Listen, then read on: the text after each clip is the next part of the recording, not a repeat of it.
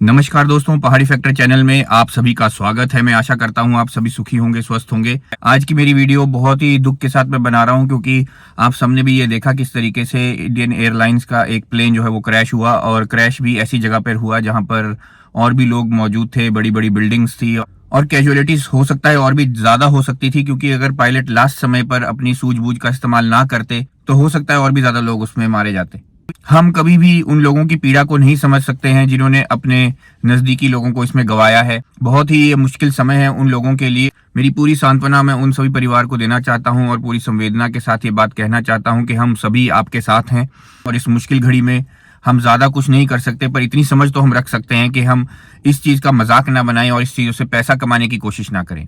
बहुत ही ज्यादा दुख होता है कि जब मैं ये देखता हूं किस तरीके से इस पूरे मैटर को हैंडल किया गया है, चाहे वो सोशल मीडिया के जरिए किया गया हो, चाहे मेन मीडिया के जरिए किया गया हो, चाहे हमारे जो पॉलिटिशियंस है उनके जरिए इस चीज को किया गया हो। एक व्यक्ति जो बेचारा अभी बड़ी मुश्किल से बचा है, उसको ये पता भी नहीं है, वो ये सोच भी नहीं पा रहा है कि वो किस तरीके से बचा है। उसके मुंह में माइक घुसेड़ घुसेड़ करके उससे बात करने की कोशिश की जा रही है, बार बार उससे पूछने की कोशिश की जा रही है कि क्या हुआ, कैसे नहीं हुआ। आप खुद सोच करके देखिए, अपने घर परिवार को अपने दिमाग में एक बार रख करके देखिए। इस तरह की घटनाओं में जब कोई व्यक्ति इतनी बड़ी मुसीबत से निकला हो, ऐसी जगह से निकला हो जहां से उसका बचना बहुत ज्यादा मुश्किल है, तो उसके माइंडसेट में क्या होगा, उसके दिमाग में क्या होगा। और उस समय पर उसको थोड़ा समय देने की बजाय, उसको थोड़ा रिकवर होने देने की बजाय, आप अपना माइक घुसेड़ घुसेड़ करके, कैमरा ले जा करके उसके साथ क्या ड्रामेबाजी कर रहे हो। आप टीआरपी के चक्कर में, ज्यादा लोग देखें इस चक्कर में, ज्यादा एडवर्टीजमेंट्स आपको मिले इस चक्कर में, या ज्यादा पैसा आप कमा सको इस चक्कर में, आपने इस मुद्दे का भी जो है फायदा ही उठाया है। और उसी तरीके से जो हमारे पॉलिटिशियंस हैं उन्होंने क्या किया, उन्होंने भी इस चीज का पूरा फायदा ही उठाया। वो भी जा करके वहां पे फोटोग्राफ खिंचवा रहे हैं, अलग अलग एंगल से उसमें फोटो खींची जा रही है। वो जो व्यक्ति बेचारा बचा है उसके हॉस्पिटल में जा करके उसको जाके मिल के उससे वही बात की जा रही है बार बार। उसको थोड़ा समय तो दे दो यार, थोड़ा उसको ठीक तो हो लेने दो, उसको थोड़ा अपने आप को कलेक्ट तो कर लेने दो, उसको ये तो सोच लेने दो कि क्या हुआ है उसके साथ। अभी ना जाने वो कितने शौक में होगा, लेकिन आपने किसी ने इस चीज के ऊपर ना तो सवाल उठाया, ना आपने किसी ने ये बात कही कि ये क्या मजाक चल रहा है। और उसके साथ साथ बहुत सारे सोशल मीडिया चैनल्स में देख रहा था, बहुत सारे यूट्यूब चैनल्स में देख रहा था, जब ये कवरेज आई सबसे पहले देखिए सबका रिएक्शन यही होता है कि सबसे पहले न्यूज देखी जाए कि न्यूज क्या है, और न्यूज में किस तरीके के ड्रामे चल रहे थे। बड़े बड़े लोगों को बुलाया जा रहा है, डिस्कशन चल रही है, प्लेन ऐसे क्रैश हुआ, प्लेन वैसे क्रैश हुआ, ये गलती हुई, वो गलती हुई। ये सब जो बातें वो कर रहे थे, ये सब जो चीजें वो कर रहे थे, ये सब ड्रामेबाजी है और कुछ नहीं है। और मैं उन सभी सोशल मीडिया चैनल से भी ये बात कहना चाहता हूं, हाथ जोड़ करके विनम्र प्रार्थना करना चाहता हूं कि इस समय पर इस तरह की ड्रामेबाजी मत करो। अपने टीआरपी के चक्कर में, अपने ज्यादा फॉलोअर्स बढ़ाने के चक्कर में, ज्यादा व्यूज लेने के चक्कर में, ज्यादा पैसा कमाने के चक्कर में आप इस तरीके की वीडियोस को डाल रहे हो कि ऐसे हुआ, वैसे हुआ, ये हुआ, वो हुआ। ये सब चीजें नहीं करनी चाहिए अभी आप लोगों को। आपको मैं एक इंजीनियर के रूप में भी आपको सारी बात समझाने वाला हूं कि किस तरीके से क्या होता है, क्या प्रोसीजर होता है, आपको समझना चाहिए और अपने दिमाग में इस बात को उतारना भी चाहिए। मैं खुद एरो इंजन टेक्नोलॉजीज में काम करता हूं, एयरक्राफ्ट के इंजन बनाते हैं हम लोग, एयरक्राफ्ट के इंजन को मेंटेन भी करते हैं। तो बहुत बड़ा काम जो है, उस काम के साथ मैं भी शामिल हूँ, एक इंजीनियर हूँ, पीएचडी इंजीनियर हूँ। तो ऐसा भी नहीं है कि कोई मजाक की मैप से बात कर रहा हूँ या कोई ऐसी हवा की मैप से बात कर रहा हूँ। आपको ये बात समझनी होगी कि इस तरह का जब भी कोई क्रैश होता है, जब भी कोई प्लेन क्रैश होता है, उसमें बहुत ज्यादा कंपोनेंट्स हैं, लाखों की तादाद में कंपोनेंट्स हैं उसके। छोटे से छोटे पुर्जे से लेकर बड़े से बड़े पुर्जे को अगर आपने एनालाइज करना है, बहुत ज्यादा समय लगता है। सबसे पहले तो ऐसी साइट्स में पूरा जो सामान होता है वो बिखरा हुआ होता है वहां पे। अब मुझे कहना तो नहीं चाहिए, लेकिन वो बहुत सारे जो लोग उसमें बैठे होते हैं इन प्लेन्स के अंदर, उनके बॉडी पार्ट्स भी होते हैं, उन सारे बॉडी पार्ट्स को भी कलेक्ट करना होता है। तो बहुत सारी ऐसी चीजें होती है जो आपको पहले करनी पड़ती हैं, सफाई करनी पड़ती है। उसके बाद फेडरल एविएशन अथॉरिटी है, फिर एयरक्राफ्ट सेफ्टी अथॉरिटी है, एयरक्राफ्ट सेफ्टी बोर्ड है, नेशनल एयरक्राफ्ट सेफ्टी बोर्ड है, इंडिया का अपना सेफ्टी बोर्ड है, उसी प्रकार से अलग अलग कंट्रीज का अपना सेफ्टी बोर्ड है, और एक पूरे वर्ल्ड लेवल पर एक सेफ्टी बोर्ड है। ये सारे के सारे लोग वहां पर आते हैं। उसके बाद वहां पे इन्वेस्टिगेशन चलती है, एयरक्राफ्ट के पार्ट्स को ढूंढा जाता है, उनके पुर्जों को आइडेंटिफाई किया जाता है कि कौन सा पुर्जा कहां पर है। पहले उसको छेड़ा नहीं जाता है, पहले ऐसे ही ऊपरी सतह पे देखा जाता है कि कहां पर कौन सी चीज कहां पे गिरी है, उसका पूरा मैप बनाया जाता है। फिर उस सामान को उठाया जाता है, लेके आया जाता है, ब्लैक बॉक्स को आइडेंटिफाई किया जाता है कहां है ब्लैक बॉक्स। उसी तरह से कॉकपिट वॉइस रिकॉर्डर को ढूंढा जाता है कि वो कहां पर है। दो तरह की इक्विपमेंट्स जो है, ये सेफ्टी इक्विपमेंट्स लगी होती हैं एयरक्राफ्ट के अंदर। एक तो कॉकपिट वॉइस रिकॉर्डर है जो कॉकपिट में होने वाली, पायलट्स की होने वाली बातों को रिकॉर्ड करता है, वहां की आवाजों को रिकॉर्ड करता है जो उस कॉकपिट के अंदर चल रही है, जो पायलट के कैबिन के अंदर जितनी भी बात चल रही है, जितनी आवाजें आ रही हैं, कोई वार्निंग लाइट्स आ रही है, वो सारी चीजों को सुनता है। और एक होता है आपका ब्लैक बॉक्स। जो ब्लैक बॉक्स होता है उसको डेटा रिकॉर्डर भी बोला जाता है, फ्लाइट डेटा रिकॉर्डर भी उसको बोला जाता है। फ्लाइट डेटा रिकॉर्डर क्या करता है, ब्लैक बॉक्स के अंदर उसको रखा जाता है, सेफ्टी से उसको रखा जाता है, और वो जो है पूरा डेटा कलेक्ट करता है फ्लाइट का। वो सारी चीज को देखता है, सारे पैरामीटर्स को देखता है, सारे इंस्ट्रूमेंट्स को चेक करता है, सारे इंस्ट्रूमेंट से क्या डेटा आ रहा है उस डेटा को देखता है, प्रेशर क्या था, वेलोसिटी क्या थी, फोर्स कितनी थी, थ्रस्ट कितनी प्रोड्यूस कर रहा था इंजन कितनी स्पीड पे चल रहा था, क्या टेम्परेचर रहा था जब इंजन चल रहा था। तो ये सारी चीजें जो है वो उस डेटा रिकॉर्डर के अंदर रिकॉर्ड होती हैं। साथ ही साथ वो कितनी हाइट पे गया, कब उसके अंदर लिफ्ट खत्म हुई, कब जो प्लेन है वो नीचे गिरना शुरू हुआ, ये सारी चीजें जो है वो उसके अंदर रिकॉर्ड होती हैं। तो ये बहुत ज्यादा जरूरी है कि उसको ढंग से एनालाइज किया जा सके।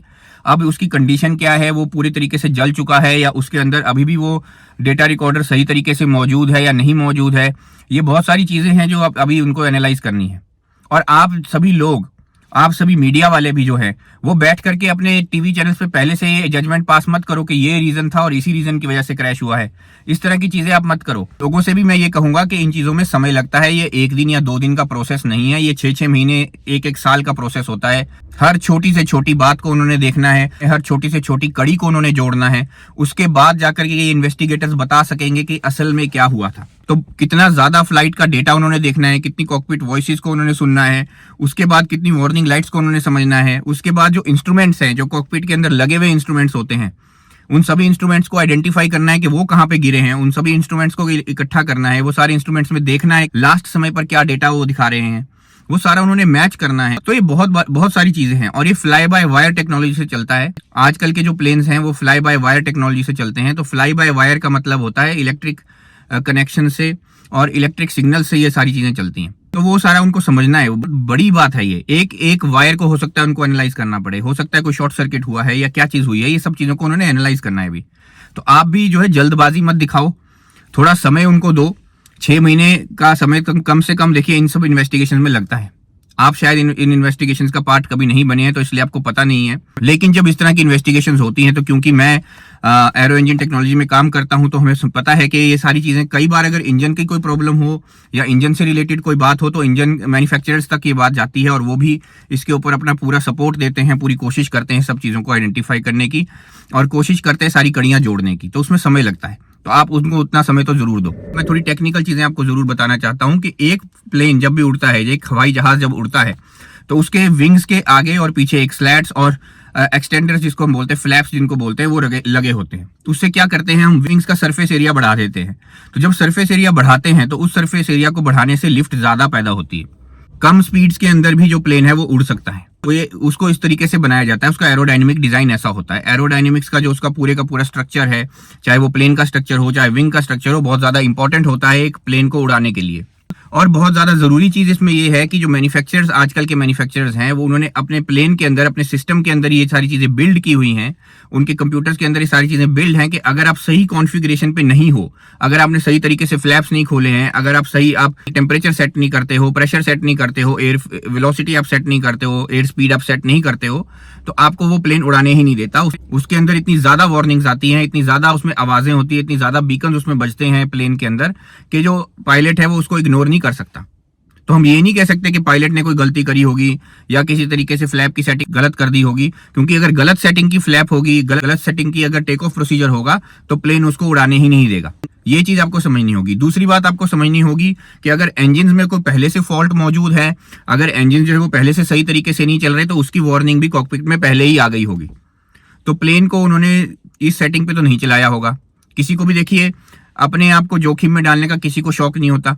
और ये कोई पायलट्स जो थे, ये कोई नए या नौसिखिए पायलट नहीं थे, उनका बहुत ज्यादा एक्सपीरियंस था। तो पायलट्स को गाली देना पहले बंद कीजिए, पायलट्स को गलत बोलना पहले बंद कीजिए। बहुत सारे चैनल्स पे ऐसा बोला जा रहा है, बहुत गलत बात है। इसी के ऊपर उंगली उठाने से पहले आपको पूरी टेक्निकल इन्फॉर्मेशन होना बहुत ज्यादा जरूरी है। वो जो चीजें होती हैं वो सबसे ज्यादा क्रिटिकल होती हैं जब कोई प्लेन उड़ता है। तो सबसे पहली चीज होती है टेक ऑफ। टेक ऑफ सबसे ज्यादा क्रिटिकल पार्ट है और लैंडिंग बहुत ज्यादा क्रिटिकल पार्ट है। टेक ऑफ और लैंडिंग जो है वो उससे भी ज्यादा डिफिकल्ट पार्ट होता है। लैंडिंग में सबसे ज्यादा जो एयरप्लेन है वो क्रैश होते हैं। आज तक की पूरी एविएशन हिस्ट्री के अंदर जितने भी प्लेन क्रैशेस हुए हैं, उस 35% से लेकर 37% के आसपास जो प्लेन क्रैशेस होते हैं वो लैंडिंग के दौरान होते हैं। तो लैंडिंग जो है एक बहुत बड़ा हिस्सा रखता है अपना प्लेन क्रैशेस के अंदर। लेकिन आप ये देखेंगे कि प्रीवियसली इस प्लेन की लैंडिंग्स बहुत ही स्मूथ रही हैं। इस प्लेन के अंदर किसी तरह की कोई दिक्कत नहीं उस समय आ रही थी जब वो लैंड हो रहा था, या उससे पहले की जो उसकी फ्लाइट थी उसमें कोई दिक्कत नहीं आ रही थी, कोई इतनी बड़ी अभी इन्फॉर्मेशन सामने नहीं आई है। हो सकता है इन्वेस्टिगेशन से ये पता चले कि हो सकता है उस समय पर कोई दिक्कत पहले से मौजूद थी, तो ये अभी हमें पता नहीं है। जब जो चीज हमें पता नहीं है उसके बारे में हम क्यों बात करें। दूसरी बात, जब हम टेक ऑफ करते हैं तो टेक ऑफ के समय पर इंजन जो होते हैं उनको फुल थ्रस्ट पे चलाना पड़ता है। फुल थ्रस्ट का मतलब है फुल पावर पे उनको चलाना पड़ता है, फुल स्पीड पे उनको चलाना पड़ता है, अगर आप आम भाषा में अगर समझना चाहें तो। उससे क्या होता है कि इंजन जो है अपनी पूरी ताकत के साथ काम कर रहे होते हैं। अगर कुछ भी गलत है पहले, इंजन के साथ कोई भी दिक्कत है पहले, तो वो उसी समय पर आपको दिख जाएगी जैसे ही आप उसको फुल पावर पे चलाओगे। वो उसी समय आपको गलत सिग्नल्स देना शुरू कर देगा, तो आप वो टेक ऑफ प्रोसीजर को रोक सकते हो। लेकिन ऐसा कुछ नहीं हुआ। मैंने एक वीडियो थी जो सीसीटीवी फुटेज थी उसको देखा ढंग से, और जितना मैं समझ पाया हूं मैं आपको बता सकता हूं अपनी टेक्निकल नॉलेज के हिसाब से कि क्या क्या हो सकता है। लेकिन मैं ये नहीं कह रहा हूं कि यही जो रीजन है इसी की वजह से हुआ है, ऐसा कुछ नहीं मैं कहूंगा। सीधी सीधी बात है कि क्या क्या हो सकता है, क्या क्या चीजें होती हैं जो प्लेन के अंदर हो सकती हैं। सबसे पहली बात, अगर आप उस वीडियो को ढंग से देखें तो प्लेन ने टेक ऑफ किया था। प्लेन अपने रनवे पर पूरे बकायदा स्पीड से चल रहा है, जिस स्पीड से उसको चलना चाहिए उसी स्पीड से चल रहा है। इंजन दोनों उस समय काम कर रहे हैं, क्योंकि जिस समय एयरप्लेन उड़ रहा है, जिस समय वो टेक ऑफ कर रहा है, जैसे ही वो जमीन को छोड़ रहा है आप उसके पीछे से वो धुआं निकलते हुए, वो मिट्टी को उड़ते हुए देख सकते हैं।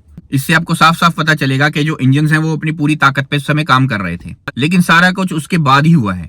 जैसे ही प्लेन वो टेक ऑफ करता है, जैसे ही वो ऊपर उठता है, कुछ समय के बाद कुछ ऐसा होता है कि वो प्लेन जो है या तो अपनी इंजन की पावर लूज कर जाता है, या किसी तरीके से वो विंग्स के ऊपर जो उसकी लिफ्ट पैदा हुई है उस लिफ्ट को लूज कर जाता है।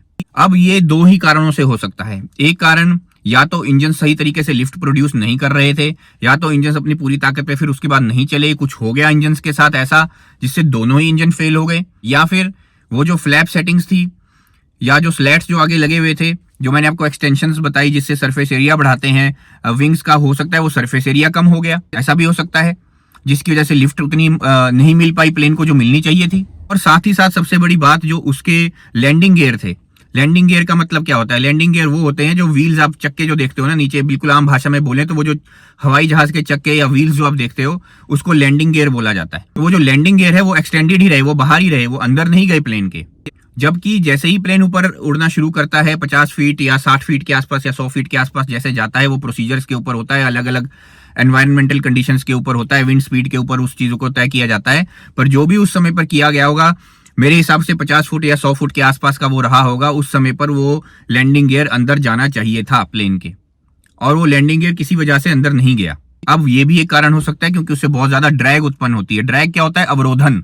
ड्रैग वो अवरोधन है, वो रेजिस्टेंस है जो प्लेन और एयरक्राफ्ट्स और हवाई जहाज महसूस करते हैं। अगर कोई भी ऐसी चीज है जो एरोडायनेमिक ना हो उस प्लेन के अंदर, कोई भी ऐसी चीज है जो बिल्कुल स्लीक ना हो, पतली ना हो, बाहर निकली हो कोई चीज, अगर कोई चीज एक्सटेंडेड हो, तो उससे जो ड्रैग उत्पन्न होता है, जो रेजिस्टेंस उत्पन्न होता है, उसे हम ड्रैग बोलते हैं।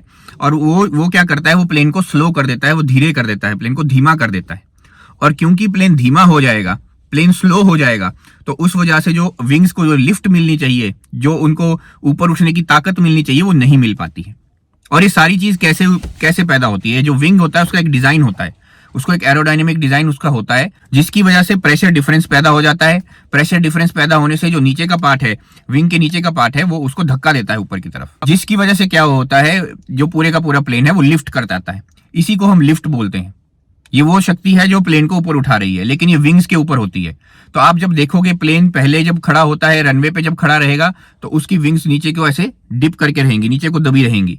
जैसे ही प्लेन स्पीड पकड़ेगा, जैसे ही तेज चलना शुरू होगा, धीरे धीरे ये जो विंग जो ऐसे नीचे की तरफ को झुके हुए हैं, धीरे धीरे ऐसे उठना शुरू हो जाएंगे, ये ऊपर की तरफ को उठना शुरू हो जाएंगे।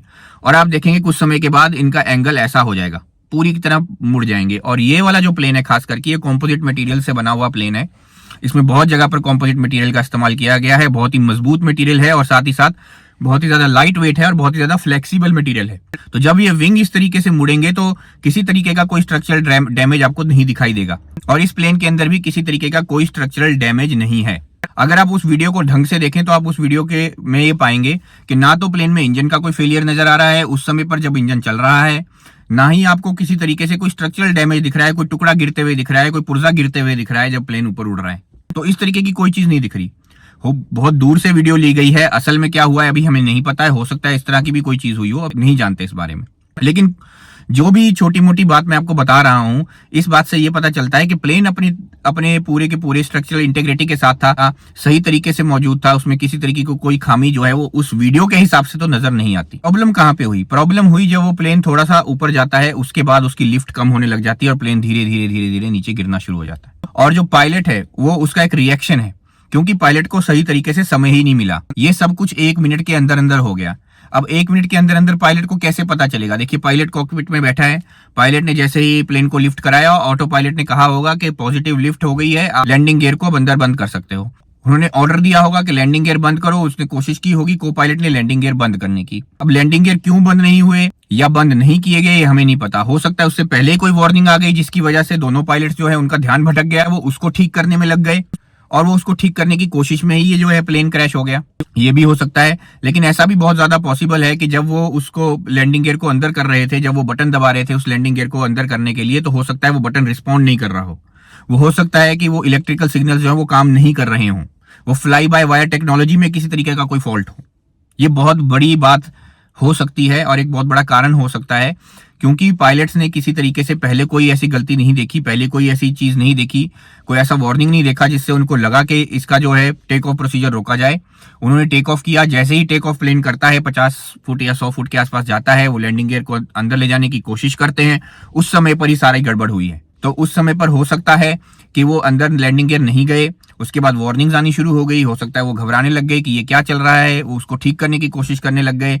पायलट्स ने अपना जो उनके सेफ्टी प्रोसीजर है उसको फॉलो करना शुरू कर दिया, लेकिन समय इतना कम था, हाइट इतनी कम थी कि वो प्लेन को सही तरीके से लैंड नहीं कर सकते थे, ना ही वो एक चक्कर काट करके दोबारा एयरपोर्ट में आ सकते थे, ना ही वो ऐसी स्थिति में थे कि वो ज्यादा सोच सकते थे। जो उस समय पर उनको सिखाया गया था अपनी सीख के हिसाब से, अपनी नॉलेज के हिसाब से, जो उनका प्रोसीजर रहता है उस प्रोसीजर के हिसाब से उन्होंने सब कुछ करने की कोशिश की होगी। मुझे पूरा पूरा यकीन है इन दोनों पायलट्स ने बहुत कोशिश की होगी इस प्लेन को बचाने की, लेकिन क्योंकि समय ही इतना कम था वो रिएक्ट ही नहीं कर पाए। एकदम से वार्निंग बजी होगी, एकदम से उनका ध्यान वार्निंग की तरफ गया होगा, उन्होंने समझने की कोशिश की होगी कि ये क्या चीज है, ये क्या हो रहा है प्लेन के साथ, और उस सब को समझते समझते उसको पूरी तरह से ठीक करने की कोशिश की होगी। लेकिन उस सब के बीच में भी पायलट ने कम से कम इतनी समझ दिखाई कि ज्यादा रिहायशी इलाकों में या ज्यादा कंजस्टेड इलाकों में प्लेन को गिरने नहीं दिया, उन्होंने वहां से थोड़ा सा मोड़ लिया, जिससे जो है कि कुछ लोगों की जान जमीन पर तो बच सकी। और ये प्लेन क्रैशेस देखिए इस तरीके के होते हैं, पूरा उसमें फ्यूल भरा हुआ था, टेक ऑफ के लिए वो जा रहा था, लंदन के लिए जा रहा था, तो पूरा उसमें फ्यूल भरा होगा, पूरी तरह से टैंक फुल थे। और ये जो फ्यूल होता है ये वैसे भी जेट फ्यूल होता है, बहुत हाई कंबस्शन कैपेसिटी उसकी होती है, तो जैसे ही वो टकराया उसके बाद उसमें आग लग गई और वो बहुत ही ज्यादा टेम्परेचर पे जलता है, जिसकी वजह से कुछ भी बचाना जो है बहुत ज्यादा मुश्किल हो जाता है। बहुत ज्यादा दुखद घटना है, हम सब ये समझ नहीं सकते हैं कि उनके साथ क्या बीत रही होगी जिन्होंने अपना कोई परिवार का सदस्य इसमें खोया है। हम ये फील भी नहीं कर सकते कि उनके साथ क्या हुआ होगा जब उन्होंने अपने सदस्यों को पहचाना भी नहीं होगा, क्योंकि वो पहचान में भी नहीं आए, और उनको जो डीएनए से पहचाना गया क्योंकि वो सिर्फ कुछ बॉडी पार्ट्स ही रह जाते हैं। हम ये चीज नहीं समझ सकते, और उसके बजाय कि हम उनकी बात को समझें, हम अपने एनालिसिस कर रहे हैं, हम हर कुछ बात वहां पे कर रहे हैं, कुछ भी बोलते चले जा रहे हैं, पायलट्स को गलत बोल दो, इसको गलत बोल दो, उसको गलत बोल दो, ना जाने क्या क्या। लिफ्ट का मैंने आपको जैसे बताया कि 2 ही वजह से लिफ्ट फेल होती है, या तो अगर इंजन काम ना कर रहे हो किसी वजह से, या जो विंग है उसके सरफेस एरिया किसी तरीके से कम हो गया है, या ज्यादा ड्रैग है। तो हम ये देख ही रहे थे कि लैंडिंग गियर एक्सटेंडेड थे, इसका मतलब ड्रैग पूरे का पूरा था, लैंडिंग गियर अंदर नहीं जा रहे थे। फ्लैप्स जो है हो सकता है वो फ्लैप्स भी रिस्पॉन्ड ना कर रहे हो, वो फ्लैप्स की सेटिंग को चेंज करने की कोशिश कर रहे हो किसी तरीके से प्लेन की लिफ्ट को बढ़ाया जा सके, इंजन की पावर को उन्होंने और ज्यादा बढ़ाया होगा, हो सकता है इंजन भी रिस्पॉन्ड करना बंद कर गए थे। तो ये मुझे एक बहुत बड़ा इलेक्ट्रिक फेलियर भी लग रहा है, हो सकता है इलेक्ट्रिक फेलियर हो, वो फ्लाई बाय वायर टेक्नोलॉजी में कोई दिक्कत आ गई हो एकदम से, जिसकी वजह से ये सारा हादसा हो गया। और हो सकता है ऐसा भी बहुत ज्यादा पॉसिबिलिटी उसमें आ जाती है कि दोनों ही इंजन फेल हो गए हों, लेकिन ये बहुत ही रेयर पॉसिबिलिटी है, क्योंकि ये जो एयरक्राफ्ट डिजाइन किए जाते हैं इसमें 2 इंजन लगाए इसलिए जाते हैं, एक इंजन भी अगर फेल हो जाए तो दूसरा इंजन पूरे के पूरे एयरक्राफ्ट को चला सकता है, पूरे के पूरे एयरक्राफ्ट को उड़ा सकता है, उसमें कोई दिक्कत नहीं आती। हम रोज इंजन बनाते हैं, मैं बहुत अच्छे तरीके से जानता हूं कि एयरक्राफ्ट के इंजन को इस तरीके से डिजाइन किया जाता है कि अगर एक भी एयरक्राफ्ट का इंजन फेल हो जाए तो दूसरा इंजन जो है पूरे एयरक्राफ्ट को आराम से उड़ा सके। और दोनों इंजन का फेल होना बहुत ही रेयर है, बहुत ही मुश्किल है, ऐसा नहीं बोलूंगा इम्पॉसिबल है, लेकिन बहुत ही मुश्किल है। लोगों ने ये जरूर कहा कि बर्ड स्ट्राइक हो सकती है, चिड़िया जो है वो, या चिड़ियाओं का झुंड जो है, बड़े बड़े परिंदों का झुंड जो है वो इंजन के अंदर चला गया हो, जिससे इंजन फेल हो गए हो। तो मैं आपको ये भी बताना चाहूंगा कि इंजन को हम इस तरीके से डिजाइन करते हैं कि उसमें बड़े से बड़ा परिंदा भी अगर घुस जाए तो वो जो इंजन है उसके टुकड़े कर देगा। उस परिंदे के छोटे छोटे टुकड़े हो जाएंगे और उस साथ के साथ ही वो जल के बाहर निकलेगा। इंजन को कोई उससे प्रॉब्लम नहीं होगी, इंजन तो भी चल सकता है। हाँ, वो तब पॉसिबल है अगर बहुत ही ज्यादा परिंदे, बहुत कम से कम 20-25 परिंदे एक साथ ही इंजन के अंदर घुस गए, और वो भी एक इंजन में नहीं, दोनों इंजन में बराबर अमाउंट में। आप समझिए 20 या 30 परिंदे दोनों ही इंजन में घुस जाएं अगर एक साथ, और तब जाकर के वो इंजन फेल हो, तो वो जो है वो इंजन फेलियर होता है। लेकिन उसके लिए भी एक बहुत बड़ी प्रॉब्लम है। अगर आप उस वीडियो को ढंग से देखें तो उसमें आपको इंजन के पीछे से कोई काला धुआं निकलता हुआ नजर नहीं आएगा, कोई इस तरह का कोई साइन नजर नहीं आएगा कि इंजन जो है फेल हो रहा है, वो डाई हो रहा है, वो सही तरीके से कंबशन नहीं कर पा रहा है, या उसके अंदर कोई इस तरीके से फॉल्ट आ गई है जिसकी वजह से वो नहीं चल पा रहा है। या तो इंजन पूरी तरह से शट हो जाए, बंद हो जाए, तब ये पॉसिबल है कि आपको उसके पीछे कोई धुआं नजर ना आए। या फिर ये हो सकता है कि जो इंजन है उसके अंदर कोई चीज टूटी हो। अगर अंदर कोई चीज टूटी होगी तो भी आपको पीछे से काला धुआं दिखेगा, तो भी आपको कुछ ना कुछ साइन उसमें दिखेगा, कोई आग का आपको इंजन में से निकलती हुई दिखेगी। तो इस तरह की कोई चीज हमें नहीं दिख रही थी। इसका मतलब या तो इंजन पूरी तरह से शट हो गए, और शट कैसे हो सकते हैं, वो ऐसे हो सकते हैं कि या तो किसी तरीके से फ्लाई बाय वायर टेक्नोलॉजी में कोई फॉल्ट आई हो जिसने इंजन को शट कर दिया हो, बंद कर दिया हो, फ्यूल सप्लाई को बंद कर दिया हो, ये हो सकता है। अब फ्यूल सप्लाई बंद हो, अगर फ्यूल सप्लाई ही बंद हो जाएगी तो इंजन चल ही नहीं पाएगा, और इंजन चल नहीं पाएगा तो वो लिफ्ट पैदा नहीं कर पाएगा। वो जितना मर्जी उसमें जोर लगा लें, वो जितना मर्जी पायलट जो है फिर उसको सेटिंग को बदलते रहें, उससे कुछ होने वाला नहीं है। मेरे हिसाब से ज्यादा मुझे इसकी पॉसिबिलिटी यही लग रही है उसमें इलेक्ट्रिकल फेलियर था।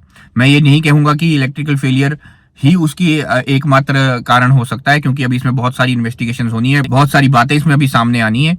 लेकिन पायलट का एरर इसमें बिल्कुल नहीं है। पायलट ने पूरी कोशिश की है प्लेन को बचाने की, क्योंकि प्लेन का अगर आप एरोडायनेमिक्स देखो, प्लेन किस तरह से उड़ रहा है, अगर आप उसको देखो तो उसमें पायलट का एरर आपको कहीं नजर नहीं आता। सिर्फ एक बात है जिसकी वजह से सब लोग शोर मचा रहे हैं कि ये पायलट का एरर है, और वो है कि लैंडिंग गियर को अंदर नहीं किया गया। तो हो सकता है लैंडिंग गियर को अंदर करने की जब कोशिश की गई, जब वो बटन प्रेस किया गया, उस समय पर कोई शॉर्ट सर्किट हुआ, जिस शॉर्ट सर्किट की वजह से ये सारी की सारी जो चीजें हो गई। उन्होंने अपनी तरफ से पूरी कोशिश की होगी, जो उन्होंने उनको सिखाया गया था उन्होंने वही करने की कोशिश की होगी। आप उन पायलट के बूढ़े माँ बाप के बारे में भी सोचिए, आप उन पायलट की फैमिली के बारे में भी सोचिए, परिवार के बारे में भी सोचिए, और कोई भी टिप्पणी करने से पहले, किसी के ऊपर कोई उंगली उठाने से पहले आप थोड़ी सी टेक्निकल नॉलेज जरूर पैदा कीजिए, तभी आप बात कीजिए इन सब चीजों के बारे में। प्लेन्स जो है इनको उड़ाना कोई आसान चीज नहीं है। प्लेन्स के अंदर बहुत सारी मशीनरी काम करती है, और ये जो मशीनरी है ये बहुत कॉम्प्लिकेटेड मशीनरी होती है, कोई सिंपल मशीनरी नहीं है। फिर भी जो प्लेन्स का सफर है वो दुनिया में जितने भी अभी तक के वाहन है, उन सभी वाहनों में से सबसे सेफ जो सफर है, सबसे सुरक्षित जो सफर है वो प्लेन का ही सफर है। वो हवाई जहाज का ही सफर प्लेन सबसे सुरक्षित है अभी भी, और वो इसलिए है क्योंकि इसके जो प्रोसीजर्स हैं वो वर्ल्ड लेवल पे लिखे जाते हैं, कोई ऐसे छोटे मोटे प्रोसीजर नहीं है। और जितने भी प्रीवियस हिस्ट्री में, पुराने अगर आप हिस्ट्री में जाएं, इतिहास में जाएं, जितने भी प्लेन क्रैशेस हुए हैं, उन प्लेन क्रैशेस से जो भी लर्निंग हमने सीखी है, जो भी चीजें हमने सीखी हैं, वो सारी सीख जो होती है वो इन सेफ्टी प्रोसीजर्स के अंदर उसको डाला जाता है। सभी प्लेन्स को उस हिसाब से फिर बदला भी जाता है। तो ऐसा नहीं हो सकता है कि जो प्रोसीजर है उसमें कोई खराबी होगी। अभी ये मैं नहीं कहूंगा कि उन्होंने सारे प्रोसीजर को उसी तरीके से फॉलो किया होगा जिस तरीके से लिखा गया होगा। ये भी नहीं मैं कह सकता हूं कि प्लेन के अंदर कोई फॉल्ट नहीं होगी, प्लेन के अंदर भी फॉल्ट हो सकती है। अभी बहुत सारी चीजें होने वाली हैं, अभी बहुत सारी चीजें सामने आएंगी। आपको इंतजार करना चाहिए, हमको सबको इंतजार करना चाहिए, और इनसेंसिटिव नहीं बनना चाहिए। इनसेंसिटिव बनना सबसे गलत बात है। हमको देखिए इनसेंसिटिव नहीं बनना चाहिए, इनसेंसिटिव बातें नहीं करनी चाहिए, कोई इस तरह की बात हमें नहीं करनी चाहिए जिससे किसी को दुख पहुंचे। अभी से हमको कंक्लूजन पे नहीं पहुंचना चाहिए, क्योंकि अभी बहुत ज्यादा इन चीजों में समय लगेगा। वो अभी ढंग से इन्वेस्टिगेशन पूरी चलेगी, उसके बाद आपको एक रिपोर्ट मिलेगी, उस रिपोर्ट के बाद हमें पता चलेगा कि पूरी तरीके से हुआ क्या था, असल बात क्या थी। और मैं आप सबसे हाथ जोड़कर ये विनती करता हूं, मुझे बहुत दुख के साथ ये वीडियो बनानी पड़ रही है। मैं बनाना नहीं चाहता था ये वीडियो, क्योंकि मैं इन सब चीजों के ऊपर अभी डिस्कशन नहीं करना चाहता था। लेकिन मैंने जब ये देखा कि बहुत सारे लोग जो हैं वो इस वीडियो का फायदा उठा करके पैसा कमा रहे हैं, मजाक बना करके उन्होंने रख दिया है, चाहे वो मेन टीवी चैनल्स हों, चाहे सोशल मीडिया चैनल्स हों, और चाहे हमारे नेता हों, जाके फोटो खिंचा रहे हैं, मजाक बना करके रख दिया हुआ है सारे के सारे हादसे का। तो मुझे बहुत दुख हुआ और मुझे बहुत दुख के साथ ये वीडियो बनानी पड़ी। और मुझे पूरी उम्मीद है कि आप लोग मेरा साथ देंगे इस पूरी की पूरी मुहिम में। आप लोग मेरे साथ खड़े होंगे और ये आवाज उठाएंगे कि इस तरह की वीडियोस को तुरंत बंद किया जाए, और इस तरह की वीडियोस को जो है आगे सर्कुलेट ना किया जाए। उन परिवारों के बारे में एक बार जरूर अपने मन में सोच करके देखिए, अपने हृदय की गहराई से सोच करके देखिए कि उनके ऊपर क्या बीती होगी, कितना दुख है उनको, और वो कितने दुख में इस वक्त होंगे। ना जाने किसके परिवार का कौन सा ऐसा व्यक्ति चला गया है जिससे कि पूरे का पूरा परिवार टूट गया हो। किसी के माँ बाप जा सकते हैं, किसी के भाई बहन जा सकते हैं, किसी के बच्चे जा सकते हैं। तो आप इस तरह की बातें मत करो, मजाक मत बनाओ। और जो व्यक्ति बेचारा बचा है इस पूरे के पूरे हादसे में, कम से कम उसको थोड़ा समय दे दो यार, उसको थोड़ा सा ठीक हो लेने दो, थोड़ा उसको अपने आप को कलेक्ट कर लेने दो, थोड़ा उसका दिमाग को शांत होने दो। उसके बाद आपने जो सवाल पूछना है पूछ लो, कैसे हुआ, क्यों हुआ, कैसे निकल गया, कैसे बच गया। यार मुझे नहीं लगता किसी तरीके से बहुत बढ़िया कोई रिपोर्टिंग है, और ना ही सिर्फ रिपोर्टिंग की बात है, इसमें कोई इंसानियत का भी काम है इसमें नहीं नजर आता है मुझे। बजाय इसके कि आप किसी की मदद कर सको, आप बस उनका फायदा उठा रहे हो और कुछ नहीं है। अभी मैं इतना जरूर कहूंगा, किसी भी पायलट को गाली मत दो, किसी भी टेक्नीशियन को भी गाली मत दो। किसी की गलती इसमें हो सकता है नहीं है, ये भी हो सकता है मेंटेनेंस का फॉल्ट रहा हो, कुछ भी इसमें अभी हो सकता है। अभी हम इसमें बात नहीं करेंगे। पूरे प्लेन के अंदर बहुत सारे पुर्जे होते हैं, जैसे मैंने आपको पहले भी कहा, लाखों की तादाद में पुर्जे होते हैं।